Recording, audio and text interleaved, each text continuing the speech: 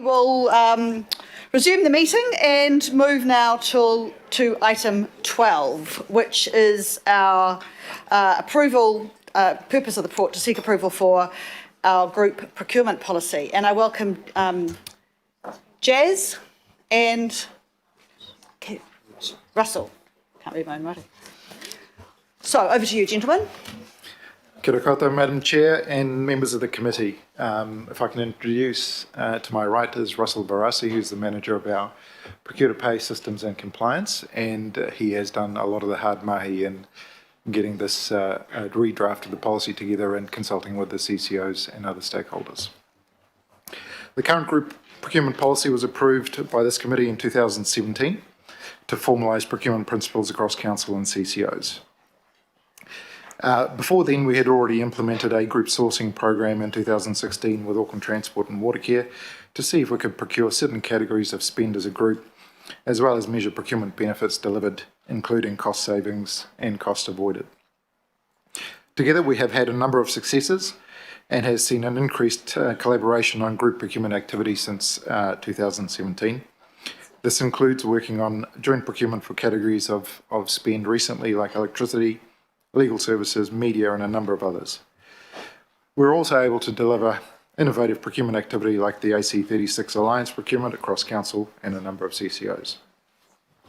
We're delivering more and more social and sustainable benefits like reduction of waste to landfill, CO2 reductions, living wage for contracted cleaners, targeting our spend with Māori Pacifica businesses, and targeted employment outcomes for people not in education, employment or training, and also increasing opportunities for local suppliers.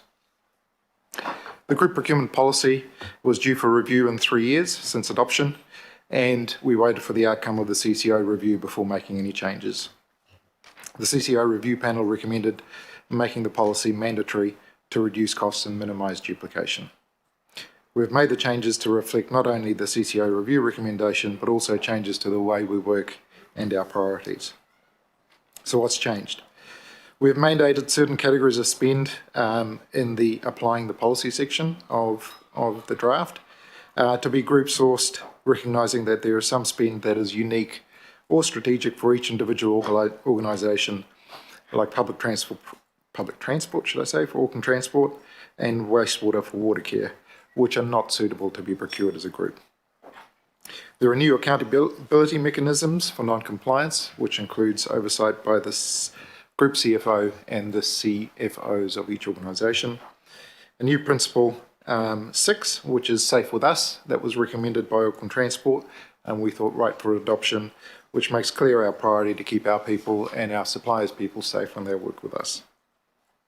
There are also changes to reflect our new Māori Outcomes framework and our Climate Action framework. We've worked closely with the CCOs on these changes and have the agreement to what's in the draft. And I'm happy to answer any questions. Thank you very much, Jazz. First question, Member Blair. Kia ora, thank you. I have some comment regarding the sustainable procurement objectives and how they're not integrated into this policy, because I think they're something to celebrate and should be highlighted within the policy, that the 15% of total subcontract value to awarded to Māori and or Pacifica businesses. I think that's something that, do you have a comment regarding to that? Through the chair, we absolutely acknowledge that, and so we would incorporate the sustainable procurement objectives into the back end of the policy, and I understand that that's been communicated with the IMSB office. It was an omission on our part. Thank you. Kia ora, thank you for that. Councillor Casey. Yeah, thanks, Madam Chair. Jazz, I'm looking at your paragraph 28, and you indicate a risk that we should be cognisant of, and that is the current global supply chain issues have highlighted challenges for the council group, including the need to conduct enhanced due diligence on suppliers and their supply chains. Can you say a bit more about both the problems with the supply chains and what you mean by enhanced due diligence? Through the chair. So in terms of the problems with the supply chain, it's pretty well understood at the moment that there are shipping challenges which cause a number of delays to projects not only in Auckland but around New Zealand. But also in terms of supply chains, of where materials are sourced, etc. It can present challenges, and we also have obligations to our investors in terms of not doing business with entities that are connected with nations or organisations that are banned in certain lists.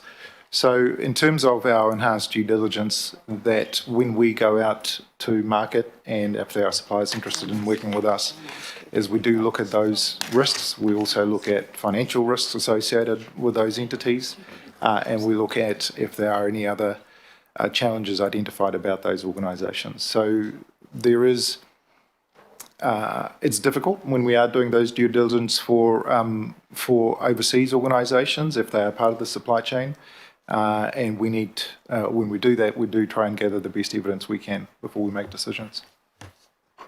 Just a supplementary to that, Jazz, when the supplier and the supply chain is overseas in a country like China or somewhere else, who do we rely on for the information with regard to, for example, the use of slave labour? Through the chair. When we are conducting that due diligence, it's a lot of the time we are asking the supplier or the head contractor who we have a contractual relationship with to assure us that there are no issues through their own supply chain, especially when those supply chains do get quite deep, right down to an individual componentry level in some machinery as well. So while we can do our own basic due diligence, quite often we do ask the suppliers for the information from their side as well, and that they're complying with our policy requirements. Just a final supplementary. If there is an allegation made in another part of the country with regard to a supplier that we might have a connection with, do you do anything about that? I don't mean you personally, I mean we. So through the chair, yes, we do indeed take any of those allegations seriously, and so I understand that this particular issue is being looked at thoroughly by Auckland Transport, and I understand that they will be coming back with a response, and they have been looking at it in terms of the supply chain and talking to the supplier. Happy, Councillor? Good answers, great, thank you. Councillor Dalton, can you hear? Yes, thank you, Chair. Jazz, thank you. This is really good work. Looking at paragraphs 25, where you say there's a risk that it might not be supported at the business unit level, in terms of the CCOs, does it form part of their statement of expectations? Through the chair, I understand that all policies and complying with the group policies is part of that. I don't know if this will be specifically called out, and I'd defer to Alistair Cameron and his team, who we have been working with closely. Unfortunately, he's not in the room, but I'm happy to take that away and come back and answer your question once I've had a conversation with Alistair. But our expectation certainly is that all CCOs in the group will look to implement what's in the policy. Thank you, Jazz. Thank you. Councillor Darby. Probably just speaking rather than questions. Yeah, Jazz, just a question, it may be appropriate or not. In terms of this policy, I know we have a facility where we can receive unsolicited bids, and certainly as it goes to value and transparency and any number of other things, that's important. Is that, I'm going to look through it, is that captured anywhere in this policy, or does it sit somewhere else? So through the chair, that's actually a very separate policy, which is in line for updating. We've not updated that for about 3 years, and so that'll be next cap off the rank. But any unsolicited bids are covered by our current unsolicited bids policy. Okay, so that's separate. Very separate, yes. Yeah, we have an unsolicited bid policy. Happy to flick it through, John. Any other questions? We'll go now to comments. Councillor Darby. Thanks, Chair. Thanks for the overnight exchange with the Chief Financial Officer for that slight but really important amendment to under ethical consideration, and the additional words, there's a lot of red there, but the additional words are primarily comply with international standards of human rights and relevant labour laws and supply chains. Councillor Casey and I are really happy to move in second to this. This is really important. The procurement policies ensure that supplier organisations and their supply chains, not just the supplier that we might be treating with under contract, but their whole of supply chains are compliant with international standards of human rights. And I think this is now just coming to the fore more than ever. It's a healthy direction.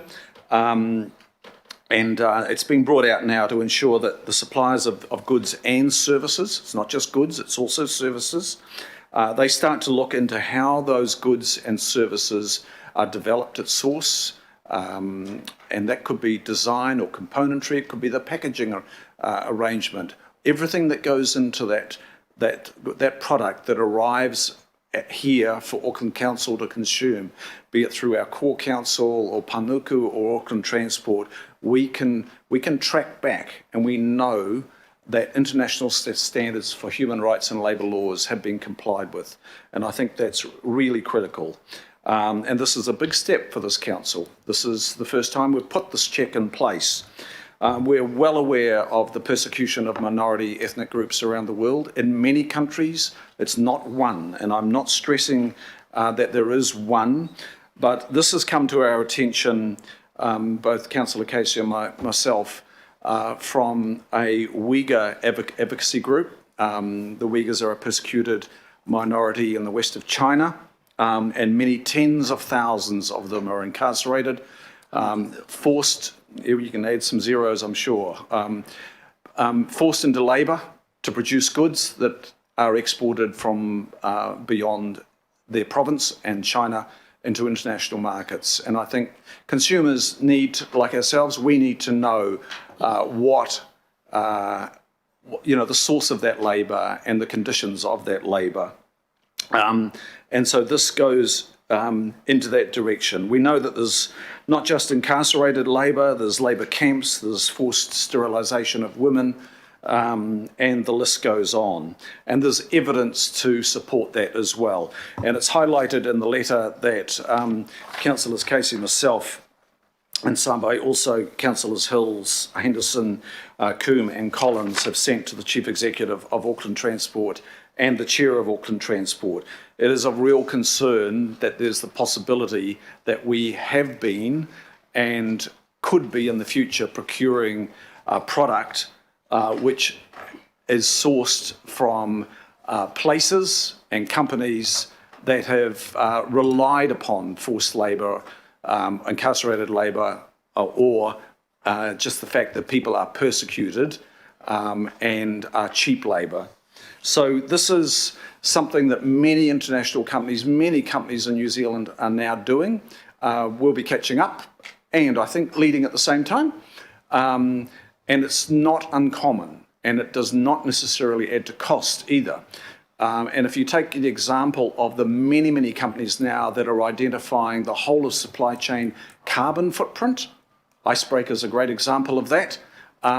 Many of those companies are now saying, as well as the carbon footprint, we want to understand, how your whole of supply chain has complied with international protections, standards, labour laws, etc.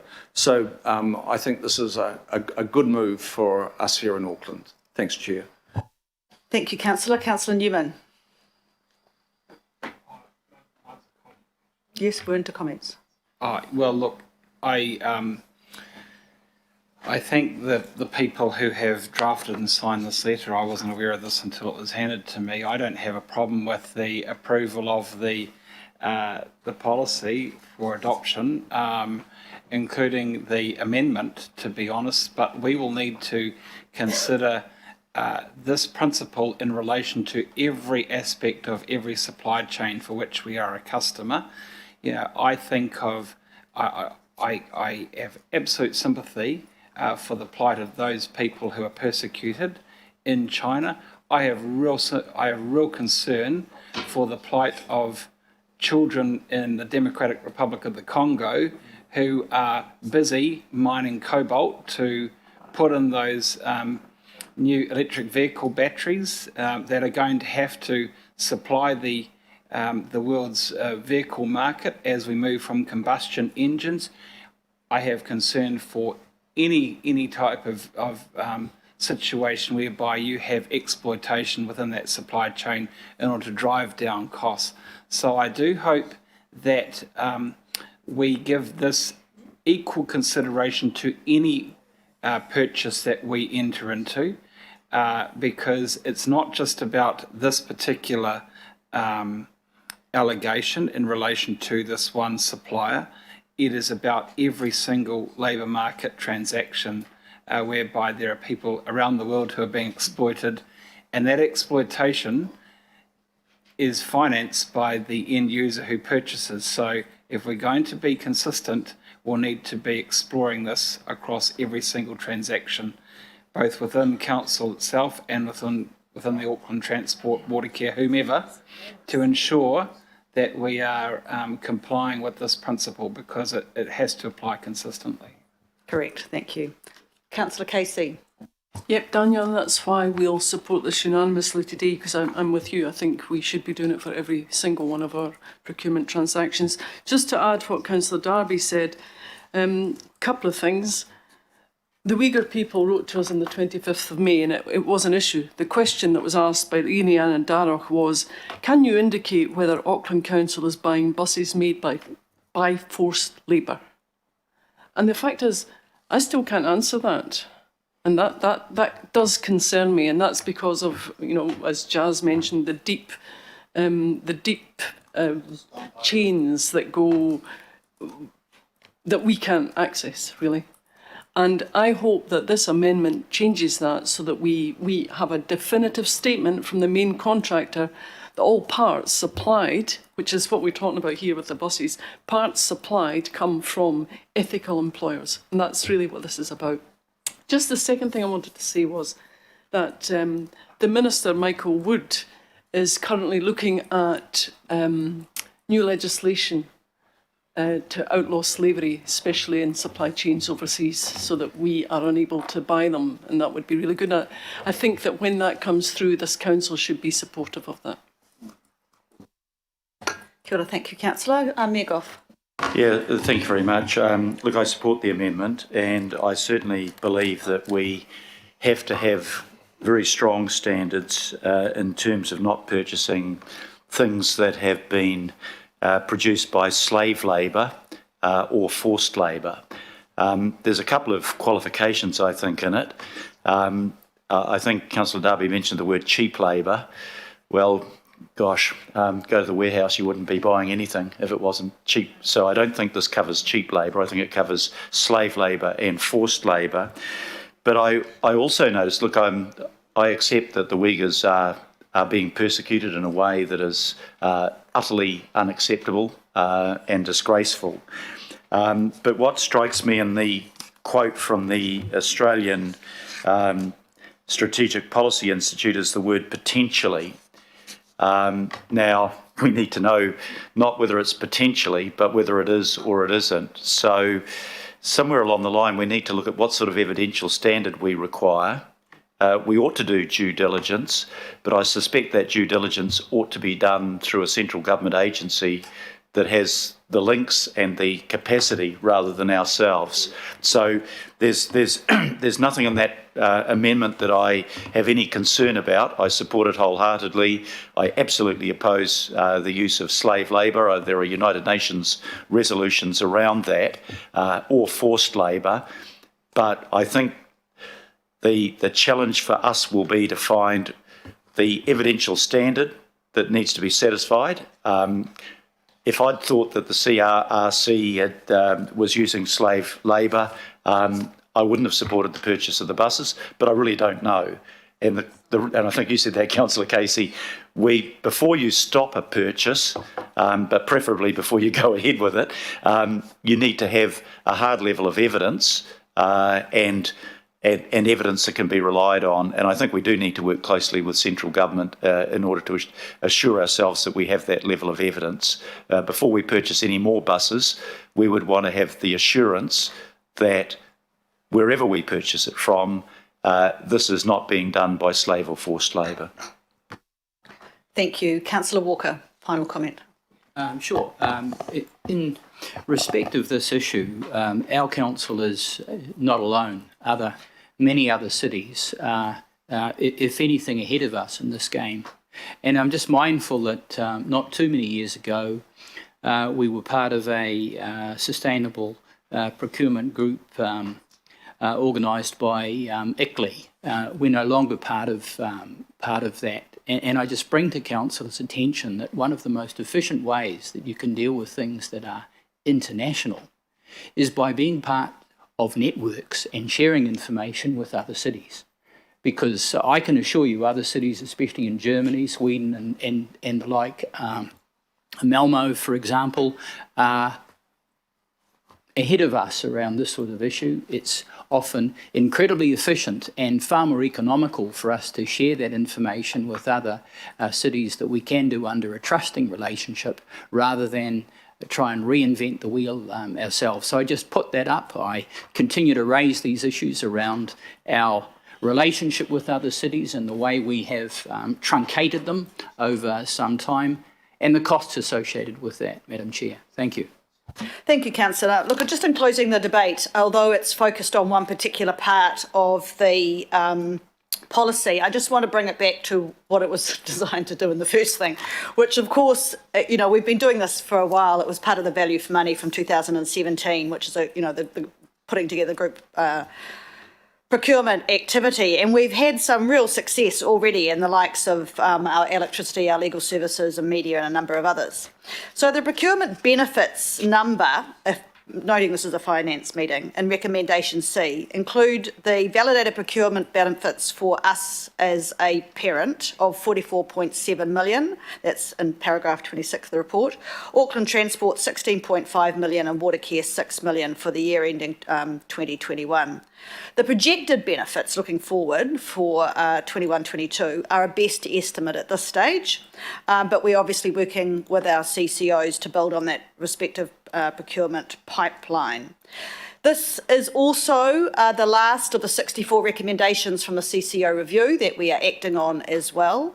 And I think, it's also worth noting that we're delivering more and more social and sustainable procurement benefits like reduction of waste to landfill, CO2 reductions, living wage for contracted cleaners, measuring our spend with Māori and Pacifica businesses, targeted employment outcomes, and increasing opportunities for local suppliers. So I just want to go back to the sort of true part of the policy. I absolutely support the ethical consideration inclusion, and I would just say to the writers of the letter, I'm only sorry that you didn't share it a bit widely because I think there would have been more signatures. I was not aware of the letter at all until I saw the reply to the letter. So respectfully, I think that would have been a nice thing to happen. But all in all, I got another comment from Councillor Darby. Yeah, well, look, I don't really want to exercise the right of reply formally, but I just do want to make the point. I think the point that Councillor Newman and Councillor Casey make about this applying not just to any one city or country is really important. It's quite fundamental to the direction that's being outlined here. And Councillor Casey and we are expecting a formal reply, and the other councillors, to our letter. On the letter, members, sometimes, we responded, we socialised it with a few. I think we asked our governance advisors to test it with a few councillors. Look, I just don't have the time to lift the phone and ring 21 councillors on an issue like that. I'm sorry. You've got to get things done, and that's what we were doing. We were just getting stuff done. And in terms of the cheap labour, Mayor, the international definition of that does not just apply to the cost of that labour, that is the wages or lack of wages. It does apply to the conditions of labour. So the definition of cheap labour does apply to the conditions in which labour activity is performed. And in some parts of the world, it's pretty atrocious. And Councillor Newman just highlighted only one example, and there are literally thousands. Thank you. So thank you. I think that rounds off the debate. We have a mover in Councillor Darby, seconded by Councillor Casey. All those in favour say aye. Aye. Against? Carried unanimously. Thank you. Item 13, insurance renewals, strategy